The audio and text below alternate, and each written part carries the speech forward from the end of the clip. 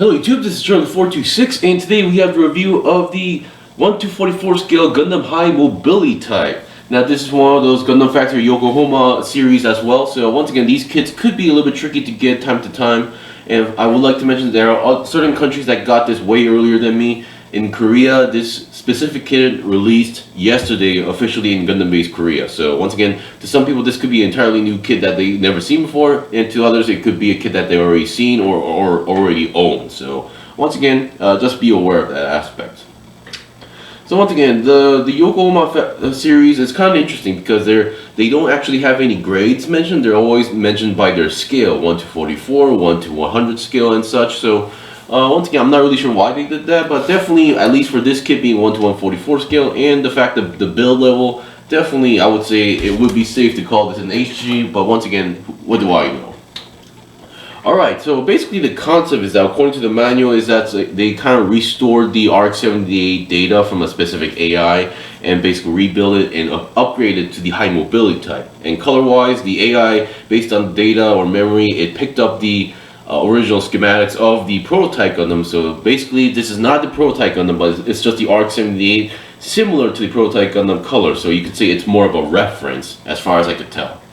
Alright, so let's get on to the review. So before we go on to the actual kit, let's talk about the components. So first of all, what you get, of course, is obviously the mobile suit itself. I absolutely love this color scheme going on here. Pretty much the main reason why I got this. I've never bought or tried the original Yokohama Gundam, but I would assume it's the same kit, at least for this one, so I don't think there's no need to compare with that. Equipment wise, so for the regular Gundam wise, you get the shield, but in the more of the traditional black colors for the prototype Gundam, so that's pretty cool. And then you get the beam rifle with the trigger finger hand as well. The trigger finger hand is a separate part. I just decided to attach it to save time. And then we get some open hands as well. That's always welcome. And then we get two beam saber effect parts. Once again, nothing too special about that. And here we have some sticker sheets and decal sheets. So once again, sticker wise, I did use almost everything, although I kind of forgot to apply this one. I believe this one goes onto the forehead area, if I remember correctly. But once again, the forehead part is already red, but the only difference with this sticker is that there is like this small black detail, which I decided to skip on, and it wasn't exactly a flat surface. And then the V symbol that's on most Federation mobile suits as well. Once again, these stickers are not that easy to apply in general. Other than that, I did use everything else. And then we do get two stickers decals for a specific symbol going on here. So one is the EFSF symbol, and then the FMT. What is it? Oh, no, HMT. Sorry about that. So HMT stands for the high mobility type. So yeah.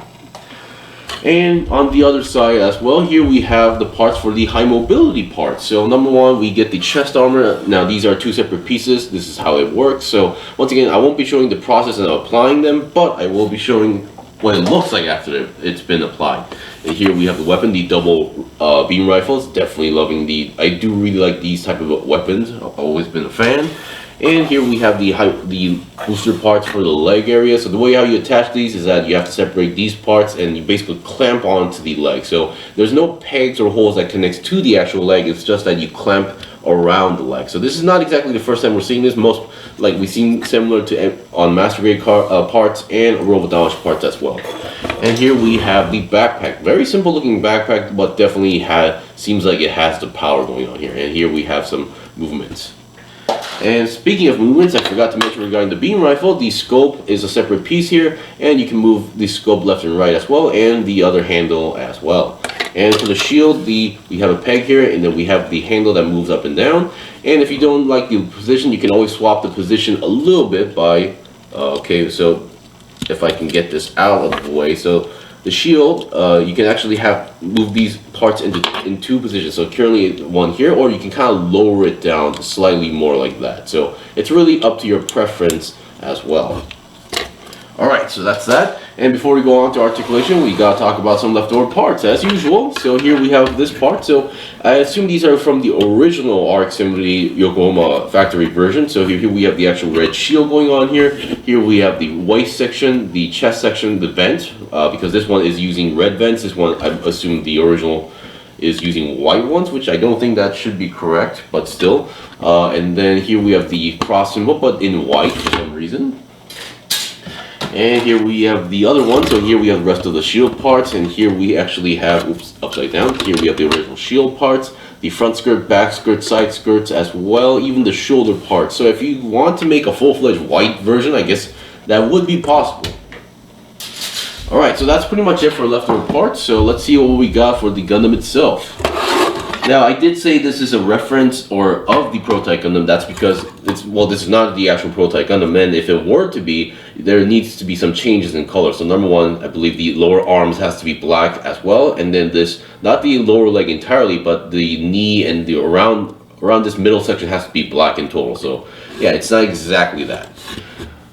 Alright, so now let's see what we got. So the articulation or overall the build was pretty standard. If you built an HG kit before, you should have no problem as well. Alright, so sticker wise, obviously the eyes are a sticker, and then on the forehead you're supposed to apply that sticker I didn't use, but once again, it's not exactly a flat surface. There is some sort of engraving on there, so I thought it would look a little bit messy to apply that, so I decided not to do that. And we have the back head camera as well.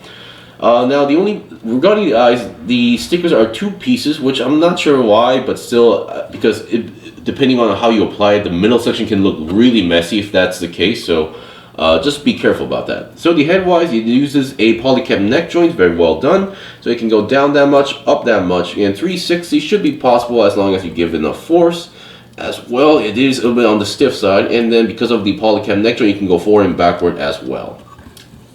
Looking at the shoulders, here we have these red and green stickers. They're supposed to be like lights. Now, this is a detail not only limited to the Yokohama series, but if you actually see certain illustrations or play other certain games, you can definitely see that they actually do have lights on the shoulders for certain mobile suits. So I thought this was a pretty cool idea going on there. But still, shoulder-wise, you do get a slight forward and backward movement going on here. The inside connection is a polycap, and you can go to the side outwards more than 90 degrees. And then going 360 should be no problem. And then the lower arm can also twist 360 as well. And you get a decent bend going on here. Hand are your typical ball jointed hands, so no need to worry about that. And then if you want to attach the shield or the double barrel beam rifle for the high mobility type, you need to take these parts off because this reveals a hole, and this is where you attach the peg onto the for the shield and for the weapons as well. Same goes for the other arm as well. So make sure you don't lose these parts as well. Of course, if you don't mind the hole there. So I guess it's more of a preference thing at this point. Alright, and then now looking, and the stickers are on the back as well, and here we have the backpack. Definitely, it was a very simple build. So basically, you snap two pieces together, front and back, and then the thruster pieces, while it looks like there's four pieces, it's actually just two pieces, because two thrusters are just as molded into one piece, and you just need to just plug them in, and that's pretty much it. So I was kind of surprised at how simple certain areas were. And then here we have beam saber effect, beam saber hilts, nothing too special there. So pretty much you just plug them in as well. So that's that. Now for the main body, definitely one thing compared to a regular unit would be that you have all these linings going on here. So if you want to panel line them, I guess you could do that, but at the same time, because the amount of panel line, this is just my guess, but if I did apply everything, it might, to some people, or depending on your taste, it may look a little bit too messy. So, which is why I just decided to leave it like this for now. Now for the main body, nothing too special going on here. It's your standard build going on here. So you do get a little bit of wiggle, but this is not supposed to be like a super ab crunch going on here as well. But going to side is possible, but not 360 because it's more of the design parts or that are just colliding with each other. So unless I kind of force it like that, going 360 is not going to be a normal thing. So you gotta kind of like lift up the front part and then kind of twist it. So yeah. Alright, so regarding the side skirts, it does move a little bit upwards as well. Back skirt does not move as well. Front skirts do move, but I believe these are one of the parts. Now, I did not cut them off, but I believe these are one of those structured front skirts that you are technically able to divide. Yes, these are one of those front skirts that are basically two ball joints connected together on the middle. So if you snap or if you cut the middle half, you can separate the front skirts if you want to do so. And here is that V symbol that I did not apply. Alright, now since it's like this, let's see what we've got. So it does definitely have a side swivel going on here, so swivel around is possible. Now going to the side, as long as as far as you can go until you collide with the side skirts. So depending on you go, I would say it's less than 90 degrees, but that's pretty much enough. And going forward should be no problem as well. And you can see this gap here, that's just by design. That's just the way how it is. So it's not something like I did not fully, snap in. That is how it's supposed to be, by the way. And back, not so much because, the back skirt does not move. And then side swivel wise, it swivels pretty well. It is a stable connection. And you can see the knees here. Once again, we have those stickers going on there. And bend wise, we get a pretty nice bend going on here, so no big deal there. Okay, and then here we have the feet. So once again, the feet connection on the feet itself is a ball jointed connection using a polycab, and then on here is a peg system, square peg to be more specific. And then here we have the ankle guards. I think they did pretty well in terms of the design. So because of the structure, going forward and backward should be no problem as well. And you do get a decent pivot joint, but not as a wide range, but still acceptable for what this is. And you can go forward like that, and downwards not so much. Alright, so we've seen the basics of the unit, so I'll be right back with the weapons, the basic weapons for now, for the beam rifle and the beam saber. And after that, let's look at the armored up high mobility type as well. So I'll be right back. Okay, I'm back. So here we have the Gundam unit with the beam rifle and shield, and it's been a while since I did this pro, so I decided to give it a shot. Alright, so let's see what we got. So once again, as long as you have the connections correctly, you should have zero issues regarding using the weapons here. So once again, the shield, once you have the handle onto the hand and then you connect the peg onto the arm, you should have zero problems as well. Although once again, as I mentioned before, you make sure you don't lose this part because this is the whole cover for the arms as well. So for the left arm, you're mostly going to connect the shield. On the right arm, it's mostly going to be used for the high mobility type as well. And also, this is more of a question because while I was trying to attach or basically slide in the handle onto the hand here, I had a few issues where the hand would just pop out or disassemble. So maybe it's just the handle for the shield is slightly more fatter than than the actual hole here. So that do let me know if that is the case here. But once again, you might have noticed there's this peg here, and then there's also a hole on the back, so you can actually attach the shield to the backpack as well if you want to do so.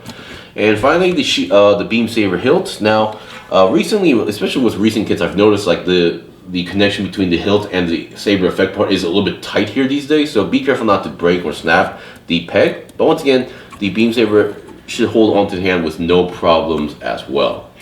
So this is basically your standard, ARC 78 style equipment and articulation and quality as well. So I don't think there should be any issues with this unit as well. Alright, since we've seen the basics of the unit, now I think it's time we look at the high mobility type. So I'll be right back with the armors applied and let's see what we got from there. Okay, I'm back. So here we have the Gundam all armored up with the high mobility type equipment, and once again you do have a action-based connector on the usual crotch area, so attaching stuff should be no problem as well. So once again, applying the armor is extremely easy going on here. Once again, just be aware that you need to detach the arm cover onto the right arm to attach the double barrel rifle going on there, so do be aware of that. Now, while I did not attach the shield going on here, you can still technically attach the shield if you want to go even more, if you want to give it more defense aspects as well. But once again, the manual or even the descriptions or other illustrations that I've seen, anything using the high mobility type equipment for some reason does not use the shield. I guess it's just to increase your mobility as well instead of carrying more stuff. So once again, despite all being armored up, I think the term high mobility type is much more correct, because once again it's not like fully covered up to the point where to be called full armor going on here, and most of these armor parts are dedicated to speed. So you have more thrusters here on the legs, and the backpack more thrusters here for the speed. And most of them are very easy to attach. Like for the backpack, you just need to plug them in going on here. The legs, as I mentioned before, is a clamping system, so take one off and then clamp it back on. The chest also pretty much works very easily. There's a back piece you attach back of the head, and then through the back of the head you attach it to the body, and then just plug it on front. And for the rifle as well, it's pretty simple connection here. While you need to take it off, you connect the handle first to the hand, and then you connect here. But this doesn't connect only just to the arm. There's also another peg here, so which even secures the connection going on here. And because of the overall how the armor is connected here, it does not hinder articulation at all. It still maintains the same amount of articulation, so you can still enjoy most of the parts. Now, the only part I found a little bit weird would be that the thrusters do move a little bit forward and backward, but they do collide with the beam saber. So once again, that is slightly interesting, but still, I don't think it's too much of a big deal. And I was hoping that you could actually attach the beam saber effect parts to these parts, but apparently no. It's just that it just doesn't fit, and there's no way to actually plug them in properly. So, oh well. But that is pretty much it for the review. So this was the review of the 1/244 scale Gundam High Mobility Type. Once again, I pretty much bought this because number one, of the color scheme being similar to the prototype Gundam, and number two, I just found this concept to be very interesting, which I just had to pick it up. So if you find this very interesting, I think if you can get one, I would definitely recommend it as well. Anyway, that was pretty much it for the review. This was a review of the Gundam High Mobility Type. If you guys got any questions or requests, in the comment below. I still have more stuff to buy and build and make reviews out, so please stay tuned. Until then, see you guys next time.